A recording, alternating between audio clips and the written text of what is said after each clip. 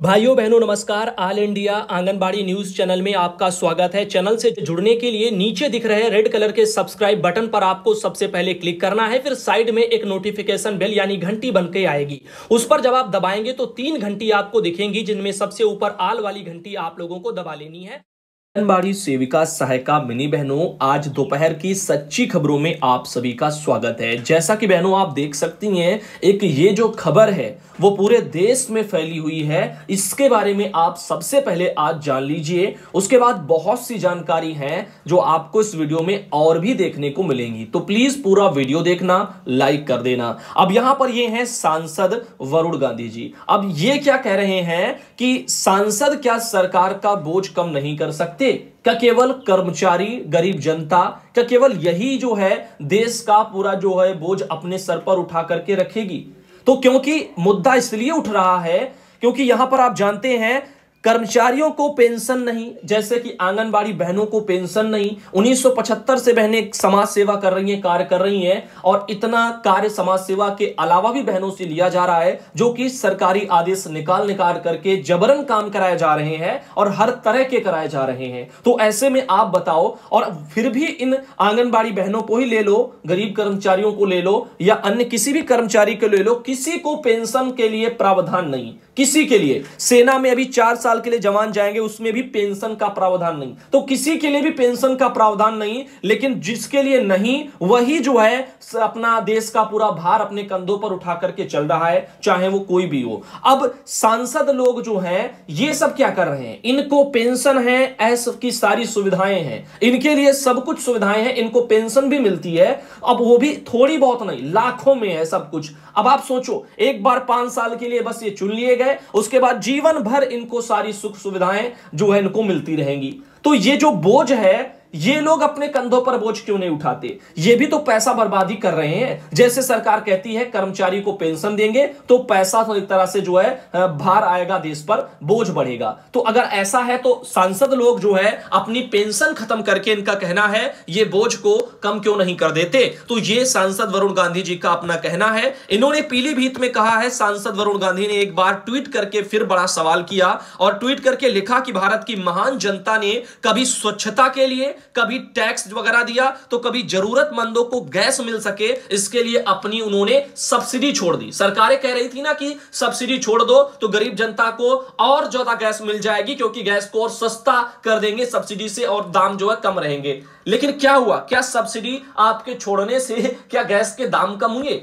उल्टे आपके दाम बढ़ गए। कहां 500-600 का सिलेंडर, कहां 1000 रुपए के पार चल रहा, और ऊपर से इसमें भी 1000 रुपए की जब आप सिलेंडर गैस लेते हैं, उसमें से सब्सिडी का ये जो खेल चल रहा है वो भी मिलती नहीं। पहले तो आपको फुला करके, छाती फुला करके कह दिया गया कि सब्सिडी छोड़ दो, अच्छे लोगों में गिनती होगी, आपकी वजह से बाकी लोगों को गैस मिल जाएगी। किसको मिल जाएगी? दाम तो वही है, जो कोई लेता है, क्या उसको किसी को फ्री मिलती है? गरीब को पैसा उसको भी देना पड़ता है। तो इस तरह से जो खेल चल रहे हैं, इनका कहना है इस त्याग भाव से प्रेरणा लेकर के क्या हम सभी देशभक्त सांसद अपनी पेंशन का त्याग कर सरकार का बोझ कम नहीं कर सकते? यानी ये भी सांसद है और इन्होंने कहा कि हम अपनी पेंशन का त्याग करते हैं, बाकी के सांसद भी अपनी पेंशन का त्याग कर दे। क्या वो ऐसा क्यों नहीं कर सकते? जब जनता के लिए पेंशन नहीं है, किसी के लिए भी कर्मचारी के लिए पेंशन नहीं है, देश सेवा में न जाने कितने कितने वर्ष बिता देते हैं, पूरी जिंदगी बीत जाती है, और यहां पर केवल 5 साल काम करने वाले ये सांसद विधायक, इनको सबको पेंशन जीवन भर मिलती है। सांसद ने लिखा कि अग्निवीरों को पेंशन की राह आसान नहीं कर सकते,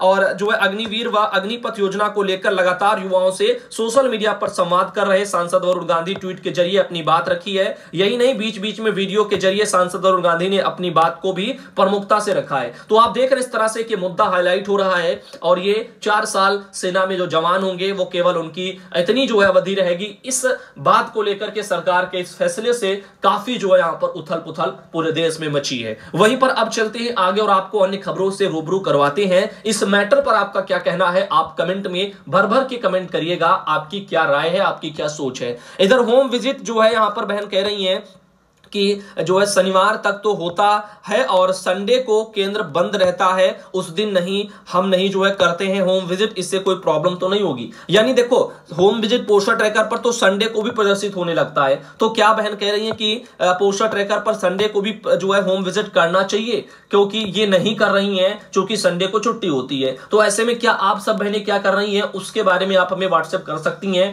तो संडे को जो पोस्टर ट्रैकर पर होम विजिट जब लगा होता है, क्या उसको कर देना चाहिए, आप सब क्या करती हैं, क्या करना चाहिए, उसके बारे में आप सब भाई बहन थोड़ा बहुत जो है अपनी राय सलाह दे सकते हैं। नीलम श्रीवास्तव बहन है, ये कुछ जानकारी चाहती हैं। बाकी आपको बता दें अगली जो जानकारी है, शोभा बहन आती हैं झारखंड से। तो आपको बता दें यहां पर झारखंड के दुमका से के लेटर निकला है असैनिक शल्य चिकित्सक सह मुख्य चिकित्सा पदाधिकारी की तरफ से, और ये 28 जून का लेटर है, ये कल का ही लेटर है। और इसमें उन्होंने क्या कहा है कि मुख्य सचिव महिला बाल विकास एवं सामाजिक सुरक्षा विभाग झारखंड रांची के आदेशानुसार 1/3/2022 से 15/5/2022 तक दुमका जिला के अंतर्गत प्रखंड में दिव्यांगजनों का जांच शिविर आयोजित किया गया था।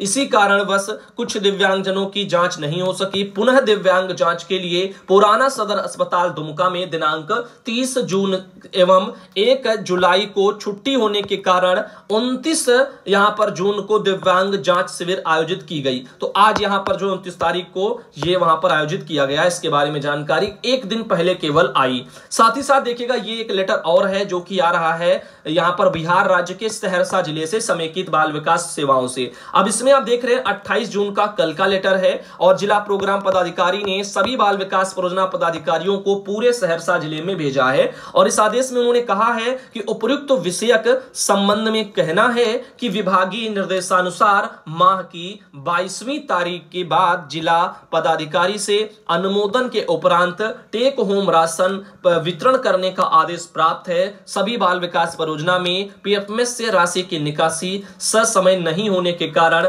माह जून 2022 का टेक होम राशन वितरण 30 जून को करना सुनिश्चित करें। इस तरह से इनका एक लेटर है, कह रहे हैं 30 जून तक यानी कल तक पोषाहार का वितरण जो है इनके वहां सहरसा जिले में बिहार में जो है कर देना चाहिए। इसके बारे में जो बातें आ रही है पीएफएमएस से अपना पैसा निकालने जो उसके पीएफएमएस के जरिए भेजा गया है। अब देखिए कुपोषित बच्चों के परिवारों को दिलाएं दुधारू गाय। तो अब उत्तर प्रदेश में गाय वाला मैटर फिर से सामने आ चुका है। अभी तक बहनें बेचारी आराम से घर में बैठी थी, लेकिन एक बार फिर अब गाय दिलाने के लिए आपको ये नजर आएंगी। बताया जा रहा है कुपोषित बच्चों के परिवारों को दुधारू गाय वगैरह दिलाओ, इस पर जोर होने लग गया है। चित्रकूट से एक खबर हुई है, इसमें बता रहे हैं कि डीएम सुभ्रांत कुमार शुक्ला की अगुवाई में कलेक्टर में संभव अभियान को लेकर यानी कलेक्ट्रेट भवन में संभव अभियान को लेकर के बैठक हुई, जिसमें डीएम ने कहा कि बच्चों के बेहतर भविष्य और अधिक समृद्ध समाज के लिए पोषण बेहद जरूरी है। शिशु और बाल मृत्यु में वृद्धि का एक प्रमुख कारण मातृ एवं शिशु कुपोषण है। कुपोषण की रोकथाम में सबसे बड़ी चुनौती सामाजिक परिवार व व्यक्ति के स्तर पर पोषण संबंधी मौजूदा व्यवहारों धारणाओं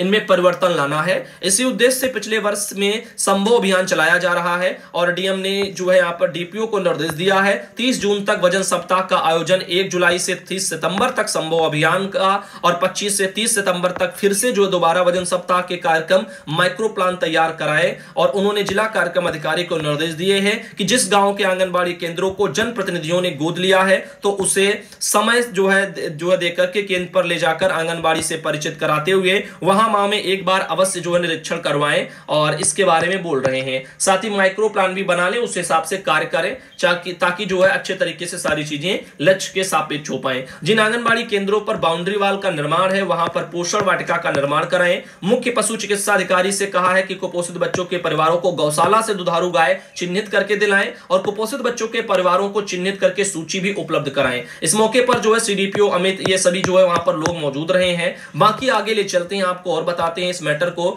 हमारे पास किसी बहन ने भेजा था, ये शकुंतला दी बहन है, उन्नाव से आती हैं और इन्होंने कहा है कि भैया जी मेरे सारे बच्चों की जो है वेरीफाई वो सब हो गए हैं। आधार कार्ड से उन्होंने कहा है माता पिता के मैंने वेरीफाई किया है। शकुंतला देवी बहन पूर्वा उन्नाव से आती हैं, तो अच्छी बात है, कम से कम वेरीफाई हो गए हैं। बाकी कोशिश करिएगा आपके जो लाभार्थी हैं वो अपना आधार कार्ड बनवा लें, क्योंकि जो वेरिफिकेशन है नए वाले आदेश में निदेशालय में भी हाल ही में बोल दिया गया था माता पिता के आधार से वेरीफाई नहीं करना है, ना ही गार्जियंस के किसी और के। तो आपको जो है केवल बच्चे का आधार कार्ड लगाना है, ऐसा ऊपर से ऑर्डर नए आदेश में आया है। बाकी पोषण ट्रैकर पर तो ऑप्शन मिल रहे हैं, आपने कर लिया कोई बात नहीं, लेकिन आगे ध्यान देना आप जब जैसे जैसे लाभार्थी के आधार बनते जाएं, डिलीट करके दोबारा से उसको फीड करते जाएं उसके आधार से। अब बाकी अभी ना करे विभाग, जैसा कहे वैसा करे, एक बार उनसे भी सलाह ले लें, क्योंकि वेरीफाई हो गया तो मुझे लगता है ज्यादा दिक्कतें नहीं आएंगी। बिना वेरीफाई वाले में दिक्कतें आएंगी। अब देखिएगा 28/6/2022 को आईएएस अधिकारी उन सबका जो है यहाँ पर स्थानांतरण को लेकर के एक ये लेटर आया है।